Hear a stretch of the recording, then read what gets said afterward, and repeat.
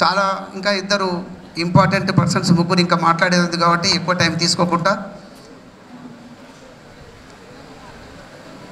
వంశీచంద్రెడ్డి గారు కల్వకుర్తి నుంచి 2014-18 వరకు అక్కడ శాసనసభ్యులుగా పనిచేశారు. మళ్ళీ అవకాశం ఉన్నా కాంగ్రెస్ ప్రభుత్వం వస్తుందని చెప్పి తెలిసి ఉన్నా వారికి బాగా తెలుసు దేశవ్యాప్తంగా జరుగుతున్నటువంటి రాజకీయ పరిణామాలు. అయినా నాకు అవకాశం ఇచ్చి వారు నా ఎంబడి ఉండి మరి వారు గెలిపించడం జరిగింది. అంటే ఇప్పటివరకు శ్రీహరి గారు చెప్పినట్టుగా మరి వారి సీటును త్యాగం చేసి నాకు అవకాశం ఇచ్చి గెలిపించడం జరిగింది. మరి ఇక్కడికి ఈ మహబూబ్నగర్లో 7 సెగ్మెంట్స్లలో కాన్స్టిట్యున్సీస్లలో అందరు గెలిచి ఉన్నారు. ఏ ఒక్కరు కూడా అందరు యువకులు. రెండవసారి అయినటువంటి వారు ఎన్ఎం శ్రీనివాసరెడ్డి గారు. మిగతా వాళ్ళందరూ కూడా యువకులు ఉన్నారు.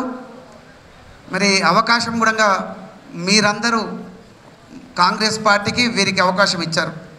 మళ్ళీ ఒకసారి మీరందరూ బాగా కష్టపడి వంశీచంద్రెడ్డి గారిని పార్లమెంటుకు పంపించినట్లయితే మన ఈ పార్లమెంట్ మహబూబ్నగర్ పార్లమెంట్ చాలా బ్రహ్మాండంగా అభివృద్ధి చెందుతుందని చెప్పేసి నేను ఖచ్చితంగా చెప్పగలను. దీనికి ఎగ్జాంపుల్ కల్వకుర్తి ప్రాంతంలో కల్వకుర్తి ఎత్తిపోతల పథకం గురించి ప్రతి ఒక్కరూ మాట్లాడుతూ ఉంటారు రాష్ట్ర వ్యాప్తంగా. వారు 2014-18లో శాసనసభ్యులుగా ఉన్నప్పుడు కల్వకుర్తి వరకు నీళ్లు తీసుకురావాలని చెప్పేసి పట్టుబట్టి నీళ్లు తీసుకురావడం జరిగింది.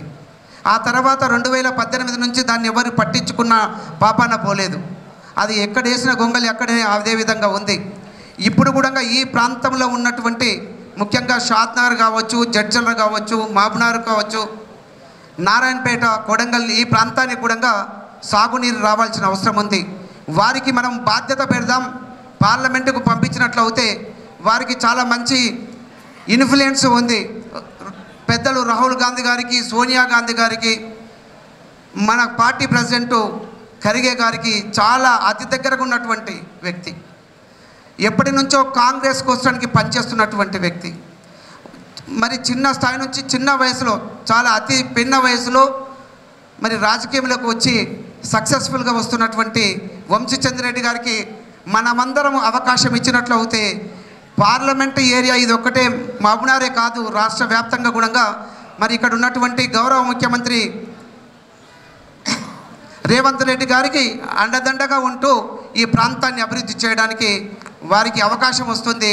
మనమందరం ఈ అవకాశం ఇవ్వాలని చెప్పేసి మిమ్మల్ని అందరినీ కూడా నేను రిక్వెస్ట్ చేస్తూ ఉన్నాను.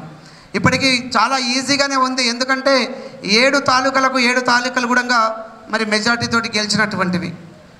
ఇప్పుడు ఇంకా ఎక్కువ మెజార్టీతోటి పంపించినట్లయితే ఇప్పటివరకు ఇక్కడ మిత్రులు చెప్పినట్టుగా వారికి కేంద్ర స్థాయిలో కేంద్ర మంత్రిగా అవకాశం వస్తుంది. వారు ఎప్పుడు చూసినా కూడా ఇక్కడ చాలామంది అనుకుంటూ ఉంటుంటారు ప్రతిరోజు ఒక కాన్స్టిట్యున్సీలో తిరిగేటువంటి అవకాశం ఉండదు.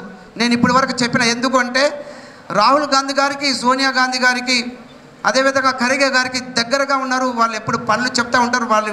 వారు ఏవైనా చిన్న చిన్న సమస్యలు ఉంటే మామూలుగా చెప్తుంటాం ట్రబుల్ షూటర్ లాగా.